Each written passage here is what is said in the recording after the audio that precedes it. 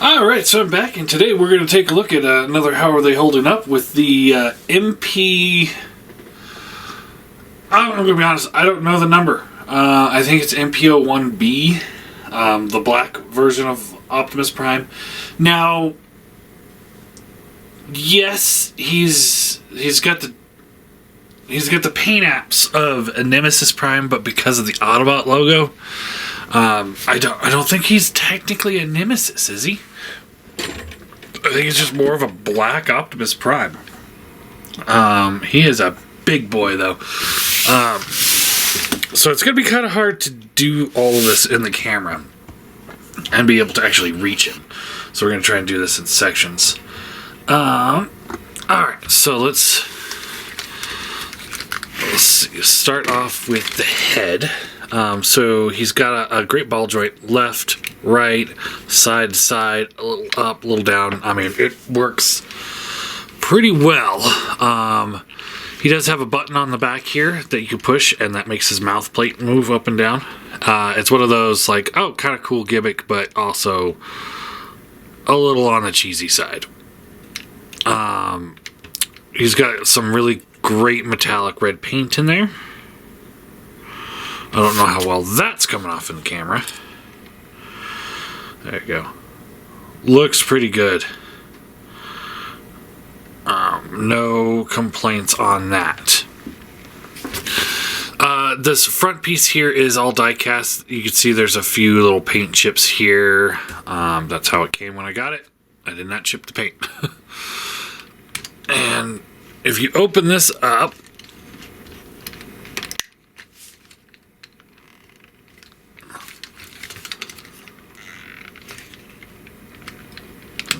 there we go. And then you can flip this piece here up, and there you've got his matrix. And if you press this button back, right here,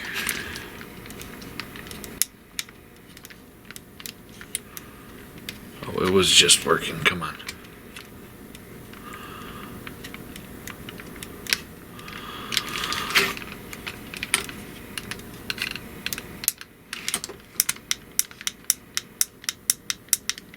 Like, literally 2 minutes ago it was working. So maybe the batteries finally went kaput.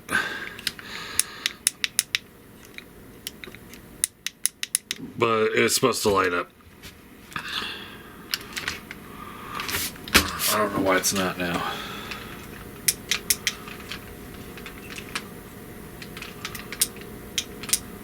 There it goes. There you go. Chris, if you're watching this, which I hope you are since you loaned me the figure, I think you might need some new batteries, or the wiring might be coming undone in there. So then we can close that up just like that. Alright, shoulders have a hinge on the inside, so you get a little bit more mobility out of it. You can pull them out to the side here, ratchets to there, rotates all the way around, and then you can kind of collapse it to kind of make it have a little bit of a better streamlined look. Bicep swivel. This does kind of hinge out of the way for it as well. Bends at the elbow. He's got these nice little pistons that move with it. There is these little control panels. So you got Optimus Prime on this one. And on this one, Rodimus. So those all are pretty good. Wrists do swivel. There's some pistons in there as well. That's kind of cool.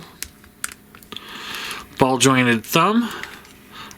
Each finger hinges individually. Now, unlike other Masterpiece, or the more recent ones anyway, there's no tab for the gun. So all you can really do is slide it into his hand and then wrap the fingers around it. And he holds it okay, but as you can see, it's pretty loose. So, not the best design there. waist swivel. Moving the skirting. And we've got hips up to there. Back to there. Out to the side. And one of these pistons fell off the back here. Let me find it real quick.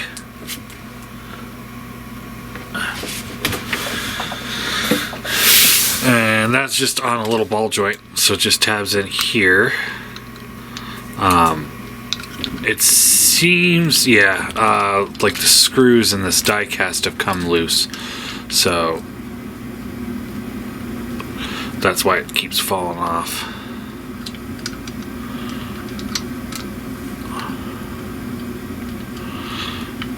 Well, you want to slide the piston back on there, and then this will just go up into here. But you see like that crevice there? If you squeeze it, it gets tighter. So this just needs to be tightened up a tad. Let me move the camera down and we can take a look at the rest of the legs here. Alright, so you got thigh swivel. Great bend at the knee, and it actually looks pretty decent for what it does. So, pretty good there. Then he does have the ankle tilt and rocker. Not a huge rocker, but it does work. And then he does have a toe pivot as well. So all in all, a pretty good range of motion and a pretty solid figure too for being the age that it is.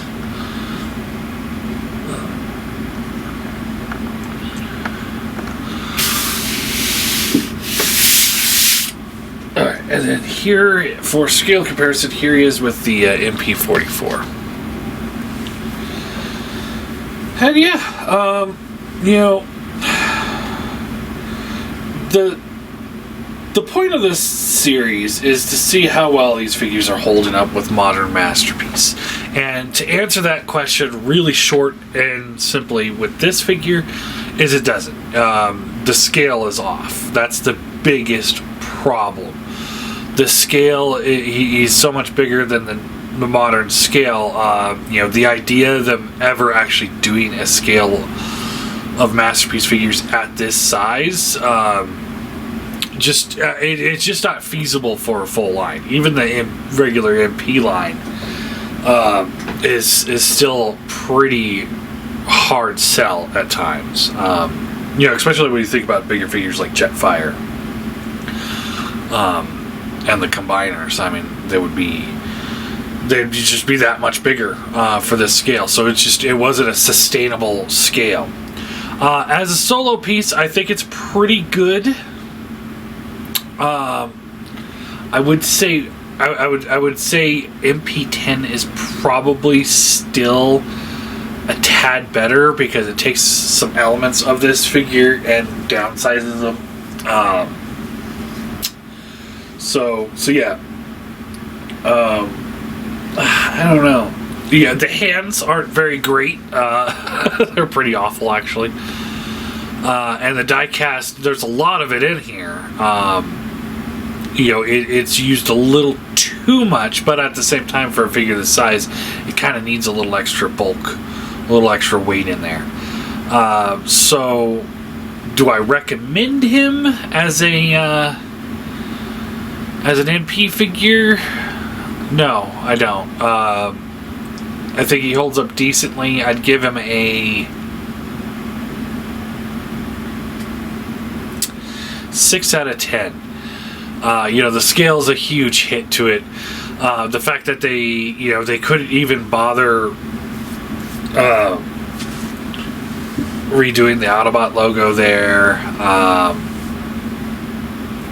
You know, it's a decent piece.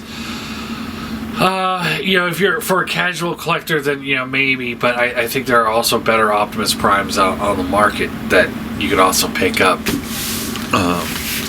You know, it cleans up pretty well, but still not as well as MP10 did. but it's arguably better than MP44 does. Yeah, I mean, he's fine. I don't think I'd recommend him, though. I don't. If you really like the mold, you may want to look at Faith Leader, because I believe he's... I can't remember. I think he's more like the larger chug scale.